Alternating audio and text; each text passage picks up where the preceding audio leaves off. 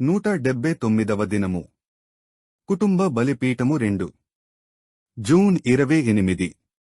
ఆ సమయమున పేతురు ఆయన యొద్దకు వచ్చి, ప్రభువా, నా సహోదరుడు నాయడల తప్పిదము చేసిన ఎడల నేనెన్నిమారులు అతని క్షమింపవలెను? 7 మారుల మట్టుక అని అడిగెను. అందుకు యేసు అతనితో ఇట్లనెను, 7 మారులు మట్టుకే కాదు, 70 ఏళ్ల మారుల మట్టుకని నీతో చెప్పుచున్నాను. మత్తయి 18:21-22. ఎరుపు అనగా ఏమిటి?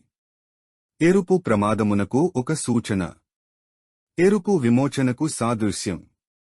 మీరు ఎరుపులో నుండి ఎరుపు చూస్తే ఏ రంగు కనిపిస్తుంది? తెలుపు. అది సత్యం. కాబట్టి ఎర్రని పాపమును కప్పుటకు ఎర్రని రక్తము కార్చబడినప్పుడు, దేవుడు ఎర్రని రక్తము ద్వారా ఎర్రని పాపమును చూచినప్పుడు అది తెల్లగా అవుతుంది. విశ్వాసి పాపము చేయలేడు. ఖచ్చితంగా కాదు. దేవుని సంతానం, దేవుని ఆశీర్వాదములు అతని మీద నిలిచియుండును. దేవుడు తన స్వంత కుమారుని రక్తము తప్ప మరేమీ చూడడు. ఆయన సంఘంలో ఏదియున్నప్పటికీ, అది ఏదైనా, దేవుడు దానిని చూడడు. ఏలైనగా మన ప్రధాన యాజకుడైన యేసు నిరంతరము విజ్ఞాపనము చేయుచుండెను. అతని కొరకు అలాటి అర్పణ నిలిచియుండగా అతడు పాపము చేయగలిగే మార్గము లేదు. ఖచ్చితంగా లేదు. ఇప్పుడు నీవు చెప్పవచ్చును, మంచిది, అది నాకు మంచి అవకాశము. అప్పుడు నీవు సరిగా లేదని అది చూపిస్తుంది. నీవు నిజమైన క్రైస్తవుడవైతే నీవు దానిని మెచ్చుకొంటావు, నీవు దానిని ప్రేమిస్తావు. పాపమును నిన్ను వెంటాడలేనంత దూరములో ఉంచుతావు. దేవుని బీజము అతనిలో నిలిచియుండును గనుక అతడు పాపము చేయజాలడు. ఒక్కసారి ఆ రక్తము ద్వారా శుద్ధీకరించబడిన తర్వాత పాపము యొక్క దురాశ ఉండదు అని బైబిల్ చెప్పెను. నీలో పాపము యొక్క దురాశ ఉన్నట్లయితే నీ హృదయం దేవునితో సరిగా లేదు. ఇప్పుడు నీవు తప్పు చేస్తావు కాని ఇష్టపూర్వకముగా చేయవు. చూశారా, నీవు వలలో చిక్కుబడ్డావు. నీవు వలలో చిక్కుబడినప్పుడు నీకు ఇష్టములేని పని నీవు చేస్తావు.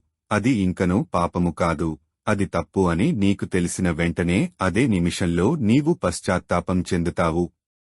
నీవు వెంటనే వెనక్కి తిరిగి, అది కావాలని నేను చేయలేదు, దానిని నేను చూడలేదు అని చెప్తావు. నీ జీవితకాలమంతయు ఆ విధంగా చెప్పగలవు. మనిషి ఆ విధంగా యుండగోరుటలేదు. అందుకే మనం ఈ భూమి మీద బుద్ధిహీనంగా చీకటిలో పడియున్నాము. మనలను కప్పుటకు అక్కడ ఎల్లప్పుడూ రక్తము బల్యర్పణయున్నది. ఏలైనగా మొదటి తప్పు మనం చేసినప్పుడు అది ధర్మశాస్త్ర ప్రకారం నడచువారి ఆలోచన. ఓ, మీకు తెలుసా? ఆ స్త్రీ శుద్ధీకరించబడినది, దేవునికి స్తోత్రం. కాని ఆమె తప్పు చేసినది. ఆమె వెనక్కి జారిపోయినదని నాకు తెలుసు. అది తప్పు. ఆమె వెనక్కి జారిపోలేదు. ఆమె తప్పు చేసినది. ఒకవేళ ఆమె కావాలని చేసినట్లయితే ఆమె ప్రారంభములోనే సరిగా లేదు.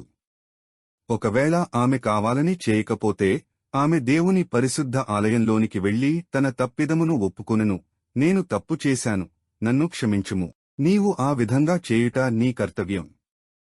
దానిని నీవు నీ హృదయంలో చేయవు. నీవు నీ అంతట బలిపీఠము దగ్గరికి వెళ్ళాలి. నిజం. అక్కడ సంఘంలో నిజమైన పరిశుద్ధత కలదు. అక్కడ నిజమైన పరిశుద్ధత కలదు. అది నీ పరిశుద్ధత కాదు, అది క్రీస్తుది. నీకు ఇచ్చుటకు నేను పరిశుద్ధత కలిగిలేను. కాని నేను ఆయన కృపను నమ్ముచున్నాను. అది నా హృదయంలో యున్నది. నాలో ఏ యోగ్యత లేదు. దానిని పొందగలుగుటకు నేను ఏమీ చేయలేదు. కాని ఆయన తన కృప ద్వారా నన్ను పిలిచి లోపలికి ఆహ్వానించెను. నేను ఆయన వైపు చూచినప్పుడు ఆయన నాలో నుండి ఆశలు తీసివేసెను. ప్రతి సంవత్సరం, ప్రతి నెల నేను వేలాది తప్పులు చేస్తున్నాను. ఖచ్చితంగా నేను చేస్తాను. కాని నేను తప్పు చేయుట చూసినప్పుడు, దేవా, కావాలని నేను చేయలేదు.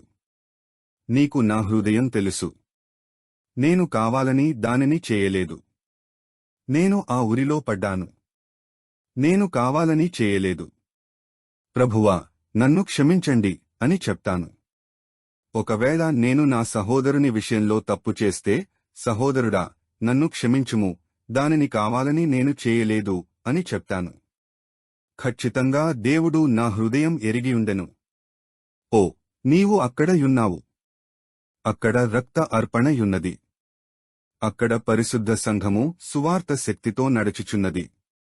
నీవు ఏదో చేశావని కాదు, నీవు ఏమీ చేయని దాని వలన అక్కడ బల్యర్పణయున్నది. హెబ్రీయులు 7వ అధ్యాయం 2వ భాగము. సంఘ క్రమము. సెప్టెంబరు 22, 1957.